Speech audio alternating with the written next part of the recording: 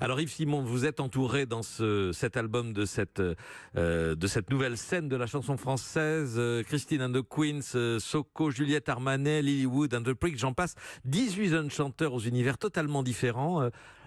Vous les avez choisis? Comment Ouais.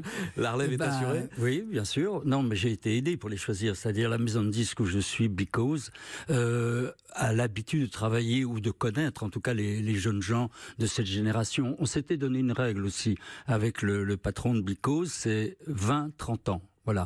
Donc, elle a 25 ans. J'avais 25 ans quand j'ai écrit ce titre. Elle, c'est Clou, qui est à côté de moi.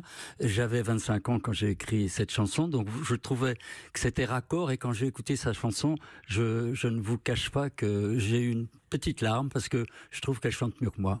Elle chante différemment, en tout cas. Oui, différemment. Certainement différemment. Et effectivement, elle monte dans les octaves, ce que vous ne pouvez faire moins bien que Clou, sans doute, Yves Simon. Mais c'est différent. On peut aimer les deux versions. En écoutant cet album, ce qui ressort, c'est qu'il n'y a pas de nostalgie du passé. On est dans le moderne quand même. Et même en écoutant les Gauloises Bleues. Alors pourtant, le titre, c'est très daté, les Gauloises Bleues, parce que plus personne aujourd'hui, ou quasiment plus personne, ne fume de Gauloises Bleues. On sait ce que c'est encore. Oui, enfin, ma génération, oui, mais peut-être que les plus jeunes ne savent pas. Clou, vous saviez ce qu'étaient les Gauloises Bleues? Oui. Mes parents en fumaient beaucoup.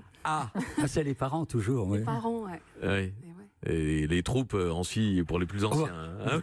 Les troupes, pour ceux qui ont fait leur service militaire dans les années 60, ont distribué des Gauloises ou des Gitanes qui étaient des troupes effectivement dans des paquets bleus.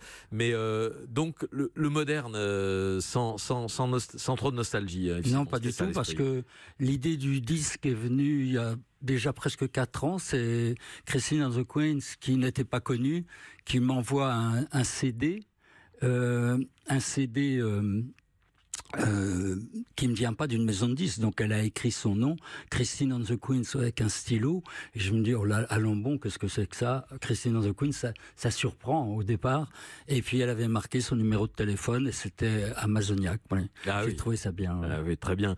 Clou, en dehors des Gauloises Bleues, dont vous connaissiez l'usage, qu'est-ce que vous saviez d'Yves Simon, de son univers et de son répertoire? Je connaissais Yves Simon grâce à mes parents encore.